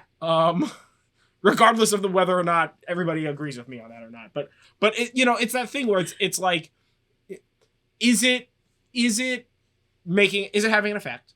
Is that effect magical? Or is that a combination of a great many things? I mean, the real answer is that there's literally no way for us to possibly know. That's an impossibility, right? But if it worked, and maybe like if you were able to rewind your memories, you would see that like if an AI could go back through your mind and like categorize and like categorize your memories, it would be like, listen, 50% of the time people were jerks to you, 50% of the time people weren't jerks to you. Doesn't matter whether you're wearing cologne or not. But if your memory is telling you, if the way that you felt about that outcome is telling you that it had a positive effect, then it had a positive effect because you're talking about it right now. You see what I'm saying? So like, it's one of those normalized modern practices that is like somehow related to and empowered by magic, but may also just be like bold-faced confidence. Yeah. Absolutely. But who cares? If it works, right? Yeah. Well, and actually that's a great segue because so in the medieval times, there was a whole bunch of this love magic stuff, and a love spell that we have from the medieval times, that we've been able to see, written out now is using apples. So, for love, write some specific names on an apple. Some of this is like Latin stuff, and some of it's like your name and the person's name that you love, and you write these names on an apple using a stylus or a new needle. So it seems to me that the way that you're trying to write it is to sort of disguise that it's there. You don't want to like carve it up with a big old knife. Well, and you're writing a name. Apples aren't huge. Yeah, so that the writing cannot be seen. And then you give it to the person that you like to eat, and then that would make them fall in love with you. Nice and simple apple spell. Yeah. Now, as we move forward in time, we have several magical books here in the house, and there's still a ton of love magic practices. This is definitely going to be more than one episode that we talk about love magic, because there's so much, and it's so interesting and silly and also a little horrifying sometimes. But we have a couple of magic books here that I went to, and I grabbed some love spells out of those to talk about here. And of course, we still have some love spells that we wrote that we're going to talk about, but we have one book called The Sorcerer's Screed, which is Icelandic magic. And I know that makes it sound like it's like super old timey, but it's just the guy that like wrote all these magical spells in the like 40s, who used like as much Norse stuff as he could. And he has a stave to win a girl, like a girl as like a lover. So inscribe this very specific sigil that's drawn out in the book on a pig's belly with blood from your left nipple, and then have the girl sleep on it overnight. I don't know if she's sleeping on the pig's belly. I don't know if that's still on the pig, or if it's separate from the pig, or if it's definitely separate from the pig. I don't know. Yeah. Is it like... It doesn't say. So for me, it's like I'm the just skin like, of a is pig's this belly. girl... She's not just sleeping on like a flat of bacon. See, that's what I immediately went to. Then you can't eat that bacon. Who's going to waste bacon? I mean, but then she would smell like bacon. Yeah, no, I'm pretty certain after 8 hours of sleep, she's going to smell like rotten meat, which is not hot. So that is that's a little love spell that we have in that book. There are other love spells. That book has some crazy there are some spells in it, weird spells. Let me tell you, every time I pick that book up and I look through it, I'm just like, man, what the fuck? It's good. I'm always it's such a fun book. This will be helpful because there's like spells and stuff in here. And then I look at the spells and I'm just I'm not. You're just like, this is too much work, and I don't have access to like 50% of this stuff, and 2 of these might be crimes, so I'm not gonna do it. More than 2 of them are crimes. In that book, there is one spell, and I don't remember what it's for. I think it's about gambling, and it's like you have to like skin a dead body and wear its like legs as trousers. It's for increasing wealth. You skin a dead body and you put 2 gold coins in the scrotal region, and then you wear them like pants, and then the wealth grows. And you can't take them off. Yeah. Oh, ever. They can only be gifted to somebody else, And there's actually, I think there's historical evidence of human skin pants. There is. Like, yes. yeah, this is like a real ass Icelandic thing or whatever. So, yeah. Yeah. Weird times, man. Yeah. Weird times. Yeah. So another book that we have is Appalachian Folk Magic. And in that one, it tells you to write names of the potential new couple or the love, so like I love you, and I'm going to put my name and I'm going to put your name each on a hazelnut. And then we're just going to toss those hazelnuts into the fire. And if those hazelnuts burn all the way to ash, it would be a favorable relationship between the two of us and possibly result in marriage. However, if those hazelnuts jump out of the fire or pop or crack or anything like that, then probably not. Cool. Yeah. Yeah. And then we have another book that has just sort of like a whole bunch of random spells. And it has a sweet jar. And there's a ton of different ways that you can do this. So I've kind of like distilled this into like the easiest and most common way that it's done. So you usually take a couple items that signify the intention of the spell, and then you place it in a jar, and then it's filled with honey, syrup, or sugar, and then you put on top a red, pink, or white candle, and then you light that candle and you burn it down, and that wax seals the jar. In the book that we have, the spell has like a seashell and a rose quartz and some rose petals, and then you fill it with sugar and like a picture of the two people, and then you seal it. And then in episode 22, Toxic Internet Witchcraft, we talked about a cord cutting spell. So this one isn't traditionally considered a love magic spell, but in a way it is, because the thing about love is sometimes it ends. Yeah, that shit gotta end sometimes. Yeah. It's not always the thing that you want to think about when you're thinking about all these, like, cupids and arrows and rose petals and chocolates and Valentine's Day and stuff. But sometimes relationships end and you have to cut Give the a cord baby with a that 25-pound bow and teach it to shoot people. Yeah, there you go. Yeah. It was not a baby. We talked about that in the Aphrodite episode. It's just a grown man walking around in a diaper with a bow. It's a threat to public safety. Hey, don't kink shame. So with the bow's the threat, not the diaper. I mean, I guess maybe the diaper's a threat. I don't fucking know. The diaper is definitely a threat. All I know is that if I was driving through downtown and I saw that, I would immediately stop my car, turn around, and go home and be like, outside isn't for me today. I wouldn't Outside's even a stop the tomorrow car. thing. I would just turn around. Out. No. I'm not risking it. 3 rights, make a left. That's and we would just that's be fair. home. You turn. So with a cord cutting spell, you take 2 candles. One is for you and one is for the other person. You tie a string or a cord around them, and then you light the candles and you let them burn down. And as they burn down, the cord or string will either just sort of like catch fire and burn, or it'll just sort of fall off of the candles. And as that happens, the attachment will fade. We give more detailed instructions in this spell actually in episode 22. Yeah. As well as if you are a patron, you can go and get the Book of Shadows for that. And that is, if you are going to do this, do it on a fire-safe surface. Yep. With a fire extinguisher or some way of putting it out and controlling it, and know what you're doing. Don't burn your house down trying to break up with somebody. You can do that with a fucking text message, honestly. So yeah. And I'm not saying that's not a dick move, but I'm saying that it's a way better move than burning your fucking house down. So yeah, and there is the second drinking game item of the episode. Yeah. So there you go, guys. So before we talk about the spells that we wrote, I was going to talk about our experience and what we do with love spells. Okay. Yeah. Sure. So you go first. I don't really do spells like that.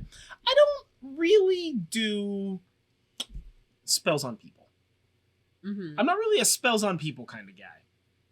I'm a learn knowledge kind of person. I'll ask a question to cards or runes or whatever, but I'm not really like a love spell man.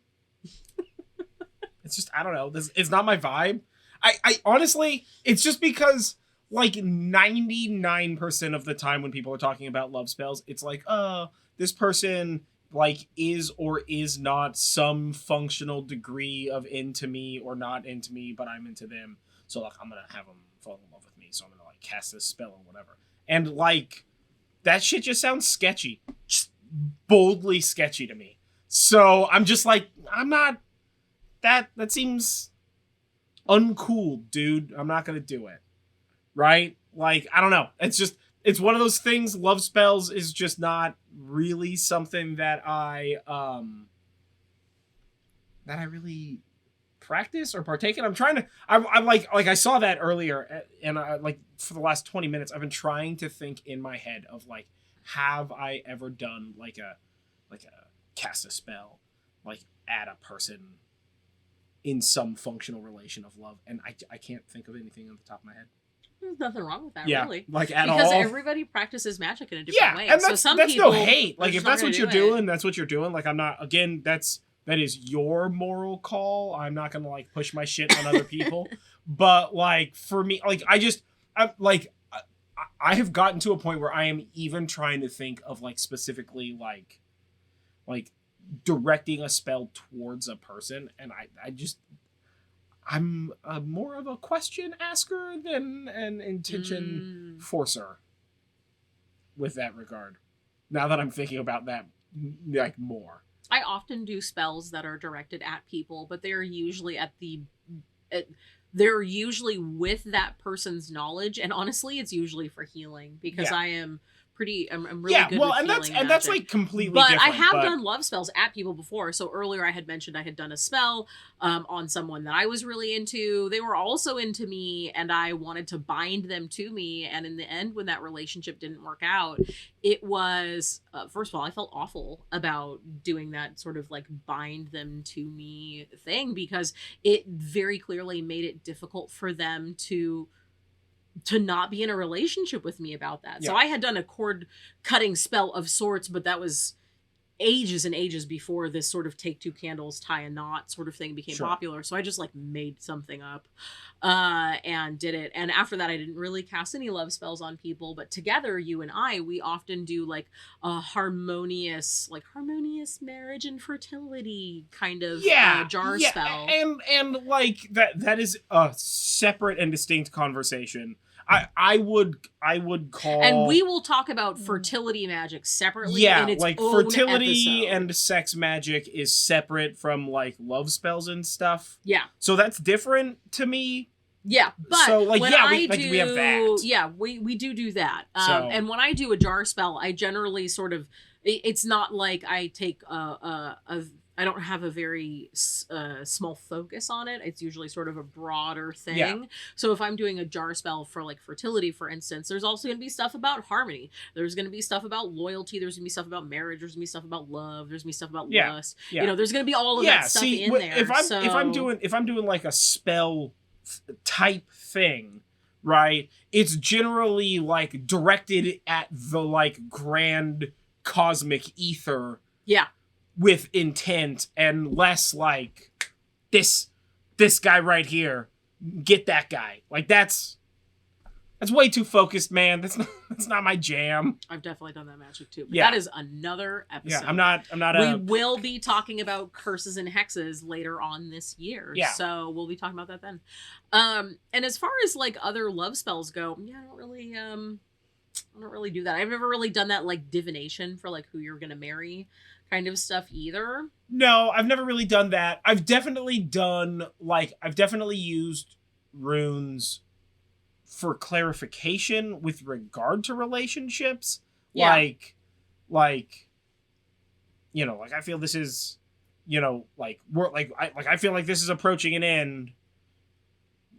Like, is this, for lack of better words, question mark, right? So, and you know, and then like looked into it that way or whatever, but that's not really like directed at a person so much as asking for clarification on a thing that I am already thinking, and either like it being like, you know, maybe, you know, like ask them, or like, you know, maybe it's like trust yourself or like whatever. Yeah. So like that's like different. That's not really like towards a person, you know what I'm saying? Yeah. It's the towards a person part. That's the part that I'm not Yeah, and this Into. we haven't talked about, and we will not really be in this episode talking about sex magic, but sex magic is often linked to love magic because a lot of times you're having sex with someone you love, or at least that you like.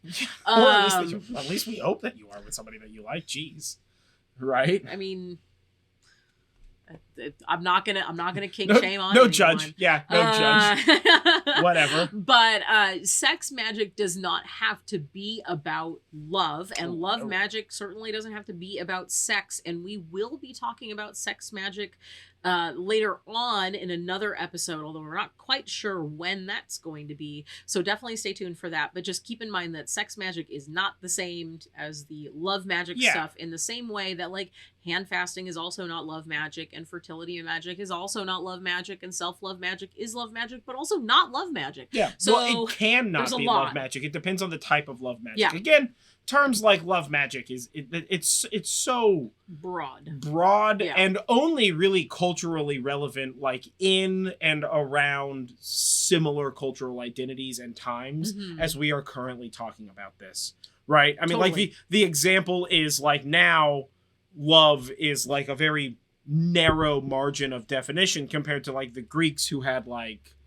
7 types of like love. 7 different kinds of love, and they all had very specific meanings and all that. So like, you know, the definitions of words sort of shift around, and like cultural acceptance sort of shifts around, you know. Like for me, it's always just been like, directed to some other people, that's not really my jam. But like I never really had to like wrestle with the like logical moral quandary of that. It's always just been like, well, that's I'm like my mind just doesn't occupy that space. So for me, it's just like, no, of course not. Why would you do that? That's bananas. Like, do you want to date that person? You have a hole in your head that makes noises that other humans understand. So you just make noises out of this mouth that asks them if they also want to date you. And then if they make the noise that means yes, well, you're dating. That's how simple life is. Right? Like that is the end of that for me. Like robot, but yeah, like if you make me think about it from a moral standpoint, like I'm not super cope with it. You know what I'm saying? It's just my opinion on it. Doesn't mean you disagree. Doesn't mean you shouldn't disagree with me. I'm just a jackass making noises out of my sound hole. Yeah, again, we are definitely not experts. We are just talking about our experiences. But I am still, and I'm going to bring this up again, very interested to hear what your guys' opinions is, what your opinion out there is on love magic and like how that, like how you process all of that and how you do all of that. Like I want to know more, because it's interesting. Not at all something I would do, but very interesting. Yeah. And you know, I like learning stuff. So yeah. And with that, we will talk about the spells that we've got for you. So the first of these is a happy relationship jar spell. Yeah. So you will need a jar, a small piece of paper, honey, and if you are allergic to honey, like a syrup or something. Some sort of sweetener. Some sort of sweetener. It could even be sugar. It doesn't really matter. You're gonna want two plants of your choice, from like herbs of your choice, spices of your choice from the correspondence list. I'm gonna say down below, but it's not actually down below. No. On my notes, it's down below. But we will go over the correspondences in a moment, and you would want to use 2 of those, and then you also choose 2 stones of your choice. I assumed you meant whole plants when I was looking at that, reading it while you were talking, and I was just like fucking shrubs or something. How big is this jar? What are you doing with this? I don't get to read these notes before sitting down here and talking about this stuff with you guys. So every once in a while, my eyes glance over and I catch something and I'm just like, what the fuck is going on? What? Because, yeah, I have no bloody clue. Also, and we've said this before, but we'll say it again. We wrote these spells. These don't have any connection to any particular practice, insofar as the connection is that we wrote them because we're magical and stuff. Yeah, they're pretty easy to use for any type of way that you like to do your magic. Yeah. So you're going to take this piece of paper and you're going to write your name in the center of it, preferably in red ink. But if you don't have red, any color will do.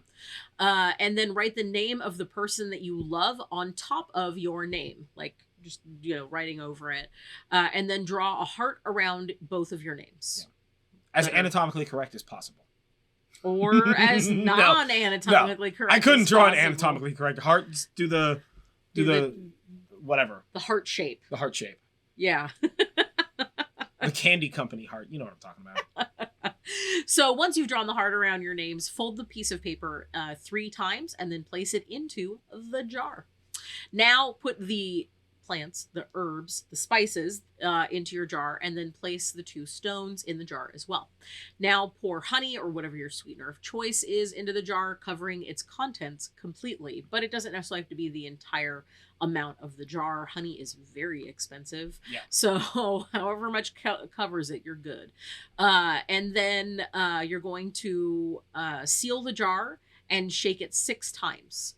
As you shake it 6 times, say, 2 become 1, a bond that cannot be undone. Our love is sweet and strong. Together we belong.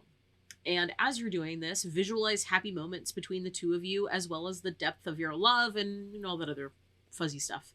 And when you feel like you have sufficiently charged the jar, place it in your sacred space. Or hide it away in a cupboard, put it in a wall, I guess. Whatever you want to do with your spell jars. And you can also recharge this as needed by shaking the jar 6 times and reciting the charm again. So maybe don't bury that in a wall just yet. Yeah. And put it out of the reach of children and animals. Certainly. They get into stuff. You don't want somebody to eat that either. No. Or you don't want it to fall and break, and that's how you get ants. Yeah. And if the relationship has run its course, dispose of the jar however you want to. You can open it up, pour that stuff in the garbage, you just throw the whole jar in the garbage. Whatever you want to do. Don't put it in a fire. Glass is under tension. Not put that in a fire. So if you overheat glass, it explodes. Yes. And if there's a fucking lid on it, that's called a bomb. Yes. Don't do that. Man, don't do that. It's crazy that I have to say this shit out loud. But like you see on the stuff that you see on like TikTok and Instagram and like Reddit and stuff like that. Yeah, if you need to dispose of a spell jar, just throw it in the garbage. Yeah. And if you don't want to throw it in the garbage, then rinse it out. Rinse like it you out. Can, if you're using like just like a throw the fucking mason jar or something, in the garbage. Throw the contents out, clean that shit with soap and water. Guess what? Use it for the next spell or whatever. Yeah. But like, don't bury it. Yeah, yes, don't bury it. Put it in That's the how fire. somebody's going to be digging there one day and cut themselves. Yeah, and also don't just like chuck it into a body of water either. That stuff doesn't belong Also there. not cool. Not cool. Be responsible with your magical practice. That is right. Yeah. So the next one is a sexy salsa spell. Like the dance, you're going to need to learn a whole ass dance. You could pair this with dance if you want. Yeah. So tomatoes have long been associated with love since the Middle Ages, when they were called love apples. With this in mind, something as simple as a fresh salsa becomes a love spell when you want something spicy. And also, it being Valentine's Day, like strawberries are everywhere. And I was originally thinking about doing a spell with strawberries, and I was like, everybody does strawberries. Yeah, salsa's better. Salsa. We just watched like a whole thing about tomatoes in the Middle Ages. We did. And how like there was a brief period of time where everybody thought they were poisonous. Yeah, because they're acidic, and it was really informative. It was super interesting. I learned a bunch. Poisoning people. Yeah. So to make this really, you could use any salsa recipe that you want, but we have a very specific one for a pico de gallo, which is a fresh salsa. So you're going to want to take 1 pound of tomatoes, and tomatoes are used for love. You're going to take a half of a medium onion. Onions are used for stability and endurance. A wink, wink, nudge, nudge. And 3 cloves of garlic, which brings togetherness. Again, wink, wink, nudge, nudge. It's just nearness. 1 jalapeno, and peppers bring fidelity, as well as they kind of speed up the results of the spell. You're going to use 1 lime, and lime strengthens love. Also, lime is a sacred fruit to Aphrodite, so that definitely helps. You're going to use salt to taste, and of course, salt is used for protection. And optional, just because some people aren't into these things, half a cup of cilantro for lust, or I guess 1 medium avocado for lust. If you're using the avocado, that goes on top. It doesn't get mixed in. They don't. Yeah, they'll get smushed. They'll get smushed and it'll be weird and gross. Yeah. So chop each item separately, except for the limes. Um, and then once you have all your items chopped, combine them in a large bowl. And as you're combining them, you do it one at a time and visualize the magical meaning behind each ingredient as you put it in the bowl. So put in the bowl tomatoes for love, and then an onion for stability. And once you've combined all the items, squeeze the juice of the lime while again calling upon its magical meaning, and then mix and enjoy with your sweetie in whatever way you want to enjoy salsa. Yeah. You chips, tortillas. Just what? Yeah, however you want to eat salsa. We like putting salsa on eggs. Yeah, we put salsa on everything. You know what's really good? I've started doing this because I'm watching my figure. You know, is because I'm not a huge fan of cream-based dressings. Like I used to eat a lot of ranch on salads when I was like a kid, but I fucking can't stand that now. Like literally at all. It's gross to me.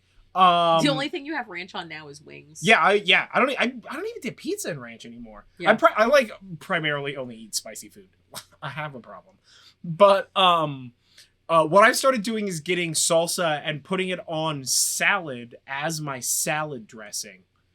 Just because like it's not like it's vinegary, it's like acidic and like vinegary-ish. And it's got like a bunch of flavors and like a bunch of vegetables and stuff. But it's not oily and it's not creamy, which are not things that I want on leaves that I'm eating. So yeah, I just started using like two tablespoons of salsa on my salad as a salad dressing. And I tried it the first time just as like I don't want that salad dressing, so I'm just going to try this. Boop, boop. And it's the fucking best. Man, let me tell you what. He's been telling everyone about it. Yeah, I've been talking it up for weeks. Just like, you got to try salsa as your salad dressing. It's the secret, man. It's a secret. Yeah, and I'm just like, okay, we get it. I am an oil and vinegar type of gal myself, particularly balsamic.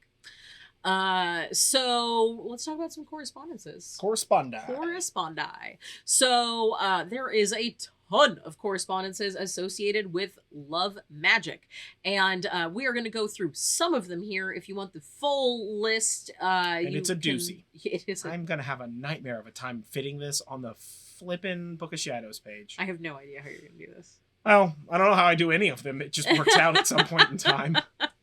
So, animals associated with love, including but not limited to doves, ladybugs, and swans. Colors associated with love would be copper, pink, or red. You get all those rosy tones there. For stones, especially if you're thinking about doing that jar spell, amber, amethyst, garnet, jade, rose quartz, very popular, and as well as turquoise. I'm wearing a turquoise necklace today. Just living that vibe. Plants, again, if you've got that jar spell in mind, some great plants would be basil, cilantro, or coriander, depending on where you're from and what form it's in.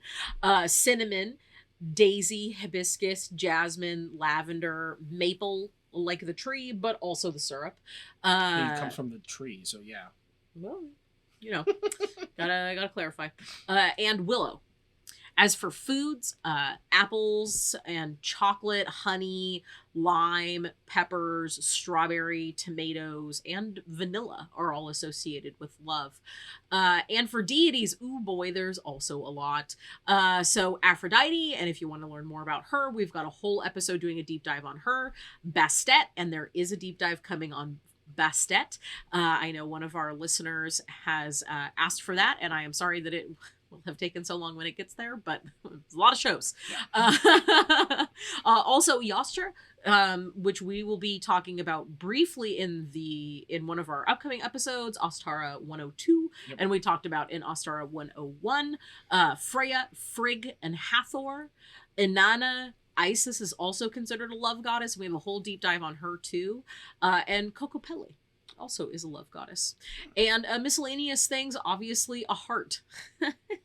Anatomical or not. Still beating human heart in the hand. Love knots and shells, as well as sexual fluids and representations of genitals, whether those be phallic or yonic. All associated with love magic. Yeah. So really, there's just a ton of things. Basically, almost everything at some point in time has been associated with love magic. Yeah. Well, it's a huge fascination for humans, so, Yeah. It's uncontrollable, and, everybody wants it. That's right. Yeah, so. That's right. There you go. That was, a Handfasting and Love Magic. Yep. Yeah, that was Handfasting and Love Magic. Remembered. Barely. Barely hanging on, guys. Fading out. I just gotta bloody edit this thing and upload it. 2 different locations. I guess find time to sleep or something. So let's start with thank you for listening to this podcast. Let us give a shout out to our patrons, Alan, Miranda, Helena, Jeff, and Alexa. You guys are awesome. You are keeping us in constantly improving situation with regard to making these better. That's right. Yeah. Yeah. Thank you for helping us do what we do better every time. Yeah, absolutely. So the next episode is a pub chat coming out on the 21st. So if you have any questions, submit some questions. If you are listening to this and you have like a magical question that you're thinking of, you can, if you're one of our, if you're on our Patreon, if you're a patron, hit us up in the chat, in the Discord. If you're not a patron, you can always just like message us on social media or leave a comment below this. I read 100% of the comments all the time. Yeah. Yep. You can also email us through, you can email us through our the website. which is nerddrive.com. Email form there if you want to send something like that. And links to all of our social media is also on the website as well. Yep. And then after that, our last podcast episode for the month is going to be about the Norse family tree. And you saw how crazy the Greek family tree was. The Norse one is even crazier, yes. and less people are related, so it's going to be very difficult for me. Yeah. But I know some of you out there are very excited about it. I too am excited. I'm excited, and also, again, just very afraid of how I'm going to do the Book of Shadows page. For that, man, it's not easy. Some of these. But, anywho, if you do want the Book of Shadows page, speaking of that, hit us up on Patreon. That's where those are. So that'll be coming out at some point in time, man. I know I'm like 3 behind right now or 4 behind, but they're getting done. They're just incredibly time consuming, and they're not as easy as sometimes I'm just like, this is gonna be a piece of cake, and some of them I can fire off real fast, and sometimes I'm like, this is gonna be a piece of cake, and then like 4 days later, I'm just like, I have 3 graphics. It's like 9 graphics too little. What am I gonna do? Like panic graphic design into the wee hours of the night. Yeah, wake up in the middle of the night and there's just like a bunch of pictures of Santa Claus on your computer. I was up until like what, 2 February. I was up until like what is happening? Like 2 a.m. doing graphic design for the YouTube channel. Just like a couple of days ago, I was just like, oh, I'm just gonna work on this, whatever. And then finally I like looked down at my clock and I'm like, I should probably sleep. Sleep is probably useful. So yeah, that's cool. Yeah. But speaking of YouTube, if you are watching us on YouTube, don't forget to like this video, comment below, share, subscribe, ring the bell, and do all of the other things that every YouTuber tells you to do. That would be dope. So you can get more of this stuff, as well as our other content. And if you are on Podcast Network and you're listening to it that way, leave us a review if you want to see our faces or you want to leave a comment. Check out the YouTube video, leave a comment there. That's an easy way to do that. And we have a bunch more YouTube stuff coming out. Obviously, we have this podcast and we have a pub chat. I'm doing a weekly like pint night where I just kind of like blab for 15 minutes about whatever the heck I want to talk about, and like fitness stuff and like just kind of whatever nonsense strikes my fancy over the course of the week while we have a pint of beer, which is fun. We also are back in on Trek Jive, so we're doing reviews of the newest episodes of Star Trek. So you can check those out. Those are on our podcast. And we have more festival, blot, what do you call them? Sabbats. Never going to remember that word. Sabbat, holiday sort of vlogs, as well as any sort of like travel and event vlogs. Those are going to be coming out throughout the year. And we have project vlogs, so stay tuned for those. One is very secret and we cannot talk about it. We're close to a few of these. But we've also got some flower crown videos coming out. So we'll be just in time for spring. Join us for making flower crowns. We're making flower crowns. Several different types of flower crowns to fit all of your flowery 4 needs. types. It's went from 1 video, it increased to 4 videos. Yeah. I don't have time for any of this. I'm too busy. We're very extra. Yeah, that's fine. That's We're fine. very Somebody extra. has to be. Somebody has to be. But yeah, either way, I have been John Norgrove.